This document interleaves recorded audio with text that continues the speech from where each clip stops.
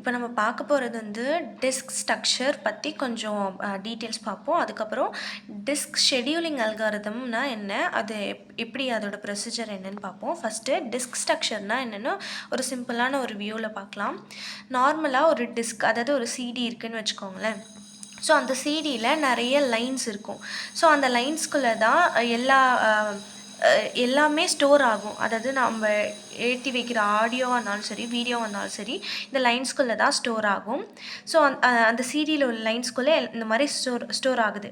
So இதில் உள்ள இந்த லைன்ஸ் வந்து நம்ம ட்ராக்ஸ்ன்னு சொல்லுவோம். அதாவது இந்த ட்ராக் 1, ட்ராக் 2, ட்ராக் 3ன்னு அது எல்லாத்தையும் நம்ம ட்ராக்ஸ்ன்னு சொல்லுவோம்.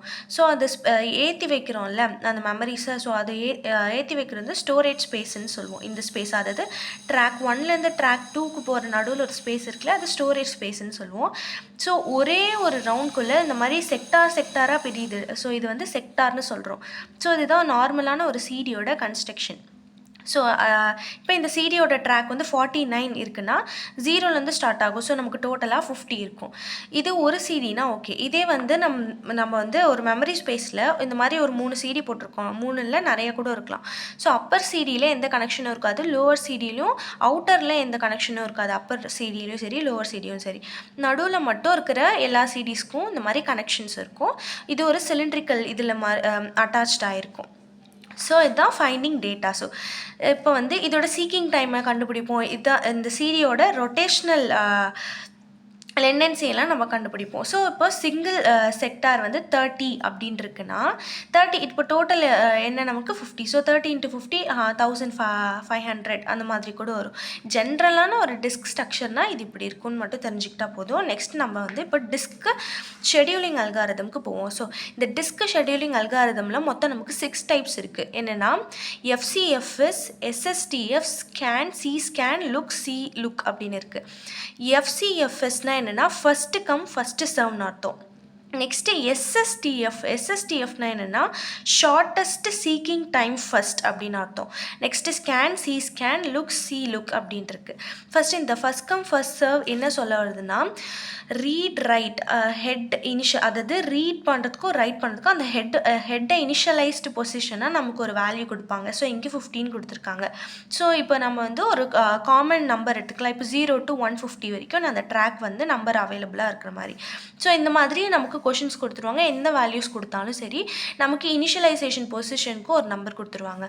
இது ஒரு எக்ஸாம்பிளுக்காக. ஸோ இப்போ 10 to 150 வரைக்கும் நமக்கு அந்த ட்ராக் அவைலபிளாக இருக்குது. இந்த 10 to 150ல் நம்ம இனிஷியல் பண்ண போகிற பொசிஷன் வந்து 50. ஸோ இந்த 50, ஸோ இதில் இருந்து 43க்கு போகுது, 43க்கு போகுது, 43லேருந்து 20க்கு போகுது, 20லேருந்து 98க்கு போகுது, 98லேருந்து 23க்கு வருது, 23லேருந்து 130க்கு போகுது, 130லேருந்து 10 to 78. இங்கே கொடுத்துருக்க எல்லா வேல்யூயும் இந்த மாதிரி டிஸ்கில் வந்துடுச்சா. ஸோ இது வேறு ஒன்றும் இல்லை, அந்த சிடி வந்து அதோட ஹெட்டோட மூமெண்ட் எப்படி இருக்குன்றது தான் இந்த கிராஃப் நமக்கு சொல்லுது. ஸோ டோட்டல் ஹெட் மூமெண்ட் என்னென்னா இதை வச்சு நம்ம கண்டுபிடிச்சிடலாம். எப்படி கண்டுபிடிக்கணும்னா, இப்போ 50ல் தானே நம்ம இனிஷியலைஸ் பண்ணோம். ஸோ 50 to 43 நம்ம அப்படியே மைனஸ் பண்ணிக்கணும். 50 to 43 மைனஸ் பண்ணால் நமக்கு 7 கிடச்சிரும். அதே மாதிரி இந்த 43 - 20 மைனஸ் பண்ணால் 23 கிடச்சிரும்.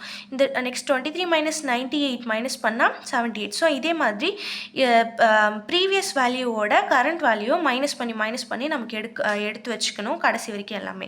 ஸோ அந்த மாதிரி மைனஸ் பண்ணி கிடைச்ச வேல்யூவை எல்லா வேல்யூவும் நமக்கு டோட்டல் ஹெட் மூமெண்ட் கேட்கறதுனால எல்லாத்தையும் ஆட் பண்ணி எடுத்துக்கிட்டால் நமக்கு இந்த வேல்யூ கிடைக்குது.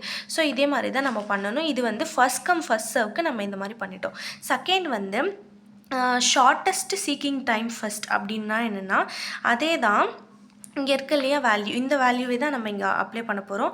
ஸோ 50ல் இனிஷியலைஸ் பண்ணி 43 போகிறோம். 43லேருந்து இங்கே எப்படி ஜிக்ஸாக்காக போகணும், அதாவது ஒன்று முடிச்சுட்டு ஜிக்ஸாக்காக போகணும். ஆனால் இங்கே அப்படி போக தேவையில்லை. அடுத்தடுத்து என்ன வேல்யூ இருக்கோ, இப்போ 43க்கு அப்புறம் 20, அப்படியே ஸ்ட்ரெயிட்டாக நம்ம போனால் போதும். So 50 to 43, 43 to 23, 23 to 20, 10, 78, 98, 130. So இப்போ இங்கே என்ன பண்ணமோ அதே ப்ரொசீஜர் தான். 50 - 43. ஸோ 50 - 43னா நமக்கு 7 வரும். அதே மாதிரி 43 - 23னா 10 வரும். அதே மாதிரி 23 - 20னா 3 வரும். அதே மாதிரி ப்ரீவியஸ் வேல்யூவோட கரண்ட் வேல்யூவை மைனஸ் பண்ணி எடுத்துக்கணும். கிடைச்ச வேல்யூ எல்லாம் ஆட் பண்ணால் நமக்கு ஒரு வேல்யூ வரும். அதுதான் எஸ்எஸ்டிஎஃபோடைய டோட்டல் ஹெட் மூமெண்ட்டுன்றது நம்ம ஆட் பண்ணி கிடைக்கிற வேல்யூ தான். ஸோ தேர்ட் ஸ்டெப் என்னென்னா, ஸ்கேன். இந்த ஸ்கேன்லேயும் அதே மாதிரி நார்மலாக எடுத்துக்க வேண்டியது. ஆனால் ஸ்கேனில் என்ன நடக்குதுன்னா, ஒன்ஸ் நம்ம இதோட லாஸ்ட் வேல்யூவை ஹிட் பண்ணும்போது நம்ம ஜீரோவுக்கு போயிடணும். ஜீரோவுக்கு போயிட்டு மறுபடியும் நார்மலாக இங்கே இப்போ நம்ம முதல்ல பண்ண எஸ்எஸ்டிஎஃப்க்கு என்ன பண்ணோம்னா, ஜீரோவுக்கு போகாமல் 10 ரீச் ஆன உடனே பேலன்ஸ் வேல்யூக்கு வந்துட்டோம். பட் இங்கே அப்படி கிடையாது. ஜீரோவை ஹிட் பண்ணிட்டு தான் நம்ம வரணும். அதே மாதிரி கரண்ட் வேல்யூவோட ப்ரீவியஸ் வேல்யூவை நம்ம மைனஸ் பண்ணி எடுத்து இருக்கிற வேல்யூ எல்லாம் ஆட் பண்ணி எடுத்தால் தான் டோட்டல் ஹெட் மூமெண்ட்டு கிடச்சிரும். நெக்ஸ்ட்டு நார்மல் ஸ்கேன் பார்த்துட்டோம். நெக்ஸ்ட்டு சி ஸ்கேன்னா என்னென்னா, சி ஸ்கேன்னா ஒன்றும் கிடையாது. நம்ம இங்கே ஜீரோ ஹிட் பண்ணிவிட்டு இப்படி நம்ம திரும்பி வரும்போது இங்கே இருக்கிற 78 98லாம் இது பண்ணோம். ஆனால் இங்கே ஜீரோ இந்த எக்ஸ்ட்ரீம் டச் பண்ணோடனே இந்த எக்ஸ்ட்ரீம், அதாவது 150 தான் இதோட எக்ஸ்ட்ரீம். ஸோ இந்த எக்ஸ்ட்ரீம் டு இந்த எக்ஸ்ட்ரீம் போன பிறகு ரிட்டன் வரும்போது தான் நம்ம இந்த வேல்யூவெல்லாம் அட்டைன் பண்ணணும். ஸோ அதை சொல்கிறது தான் சி ஸ்கேனஃப். அதோட டோட்டல் ஹெட் மூமெண்ட்டும் அதே தான். இருக்கிற அந்த வேல்யூ இனிஷியலைஸ் பண்ணது 50 கரண்ட் வேல்யூவை மைனஸ் பண்ணால் கிடைக்கிற வேல்யூ. ஸோ அந்த மாதிரி எல்லாமே previous value minus present value, previous value minus present வேல்யூன்னு நம்ம போட்டுட்டு வரணும். ஸோ அப்போ கிடைச்ச வேல்யூ எல்லாம் ஆட் பண்ணால் நமக்கு இந்த வேல்யூ வரும்.